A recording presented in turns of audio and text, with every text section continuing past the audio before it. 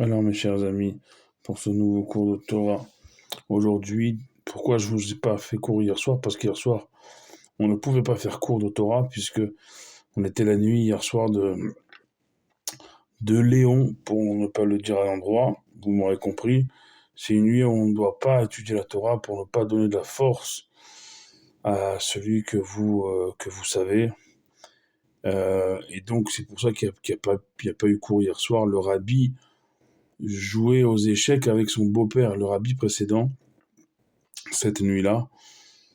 Justement, toujours pour la même raison, pour ne pas donner de la force à ce personnage-là, cette nuit-là.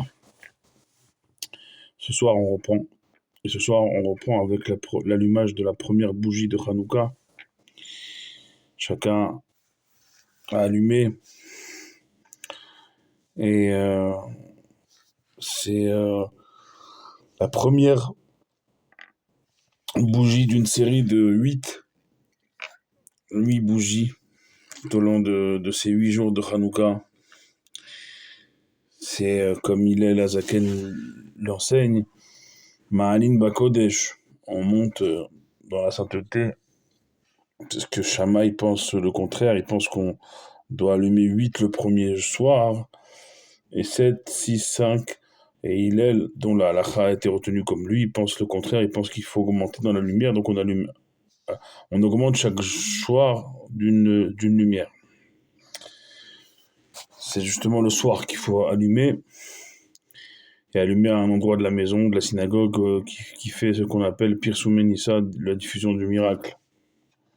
Donc un endroit en général proche de l'extérieur, comme était la menorah dans le temple, chandelier à 7 branches dans le temple, qui éclairait de l'intérieur vers l'extérieur, vers le monde entier. C'est ça qu'on a commencé ce soir. Demain soir aura lieu déjà la Haskara de la Shiva, les 7 jours de ma tante.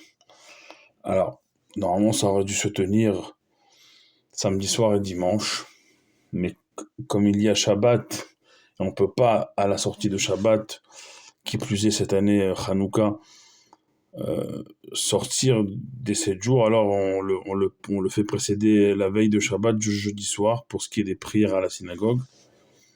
Et normalement, on aurait dû monter au cimetière dimanche matin, c'est Hanouka, donc même la montée au cimetière sera repoussée après Hanouka. Toujours est-il que ça n'a pas été 7 jours, ça a été, elle a été enterrée dimanche. Si on compte, ça fait lundi, mardi, mercredi, jeudi. 4 jours. Une semaine de 4 jours. Une semaine de 4 jours, c'est beaucoup trop peu, bien sûr, pour réaliser. Mais c'est peut-être le sens de ce qu'était ma tante et de ce qu'elle est toujours et de ce qu'elle sera toujours. C'est qu'elle n'a jamais voulu déranger personne. On a appris le jour de l'enterrement, dimanche dernier, que elle faisait des actions, des actes de chesed, des actes de bonté, que la famille elle-même ne savait pas. Et que, en tout cas, la Iria, la municipalité de sa ville où elle habitait, Atlit, à côté de Haïfa, dans le nord d'Israël, bien, a témoigné qu'elle faisait pour les soldats, qu'elle faisait pour les jeunes qui étudiaient la Torah. Elle faisait pour tous ceux qui avaient besoin des choses qu'elle n'en parlait jamais. Même ses souffrances, elle les atténuait. Elle disait ça va, Baruch Hashem. C'est ce que mon cousin a dit lors d'un de ces Devar Torah qu'il a prononcé, je crois, hier soir, sur place. Et c'est incroyable. Jamais une plainte, jamais un état d'esprit, toujours vers les autres. Aujourd'hui, ces valeurs-là de discrétion, comment dire, comment on appelle ça, d'altruisme. Ah, c'est des valeurs que, pas qui se perdent, dans certains endroits, hein, elles n'existent même plus. Et c'est justement là où on doit continuer son œuvre. Pirkei Avot nous enseigne que Bemakom Shen Ish Tishtadel Liot Ish, un endroit où il n'y a plus d'humanité, force-toi justement d'apporter cette humanité-là.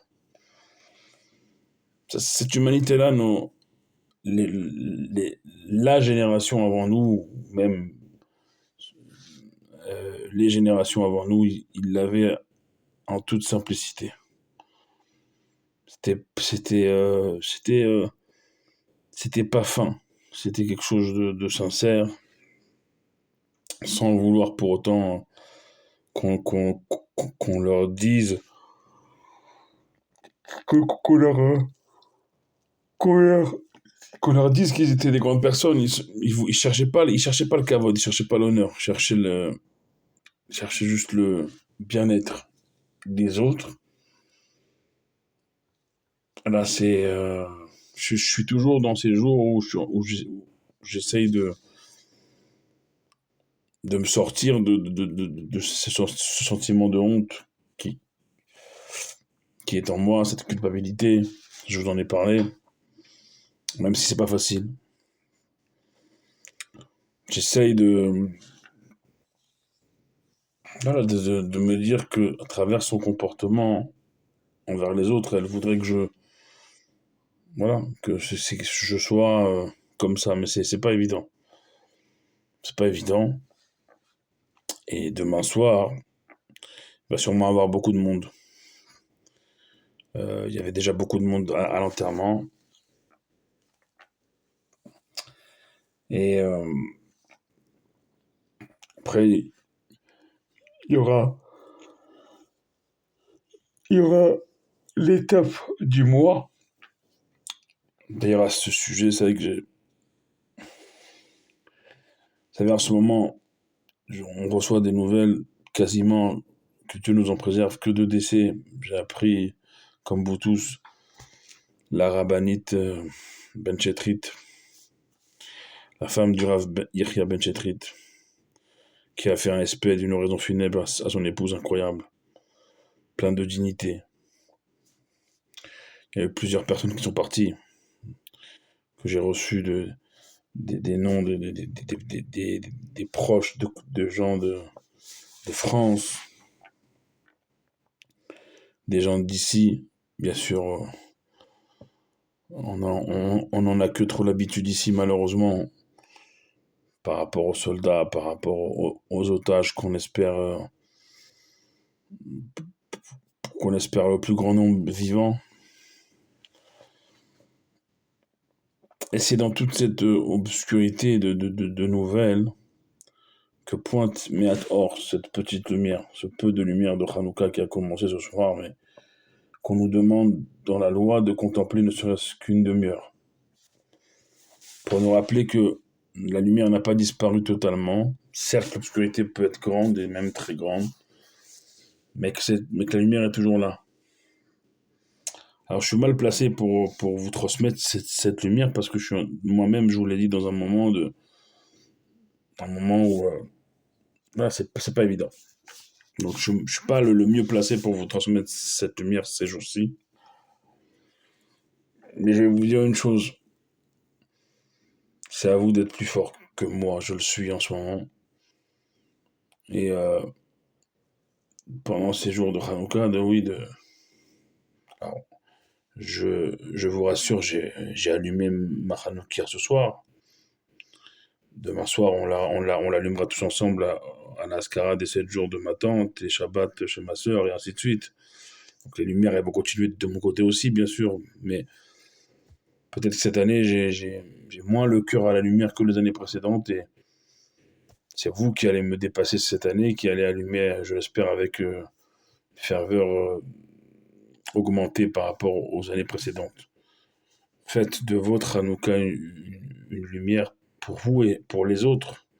Nerot Leahir, comme ça on dit dans Chassidut que un juif c'est un réverbère qui éclaire tout autour de lui C'est le sens de placer la Hanoukia aux fenêtres, aux portes, pour qu'à l'extérieur on voit que la lumière elle rayonne. À l'extérieur, il y a même, bien sûr, comme tous les ans en Israël, en France, comme partout dans le monde, des allumages publics grâce aux émissaires, aux envoyés du Rabbi. Voilà, je vous fais confiance pour maintenir la, la lumière et faire que ces lumières elles nous apportent la vraie, la grande, la belle lumière, celle de Geoula Amitit Vashlema, la délivrance véritable et complète, la venue de Mashiach, avec à sa suite, bien sûr, le temple à Jérusalem et la résurrection des morts. Que les morts ils vont se lever, tous nos chers disparus ils vont se lever, ils vont être debout devant nous, vivants, pour ne plus jamais les quitter. Et voilà. On souhaite que ces lumières elles apportent tout ça, elles apportent Géoula, elles apportent la délivrance à tant et tant de monde qui sont dans l'affliction, qui sont dans... Voilà. Je parlais avec deux de mes amis qui ont perdu, donc une amie qui a perdu sa tante elle aussi, un autre ami qui a perdu son père. On veut plus perdre de gens, on veut les retrouver. Voilà ce qu'on demande à Dieu. Prenez soin de vous. Dieu bénisse chacun d'entre vous. Priez pour nous comme on prie pour vous. Je l'espère, ensemble, on sera toujours plus fort. Baruch Adonai Le'olam, Amen et Amen, et malgré tout, Chanukah Sameach.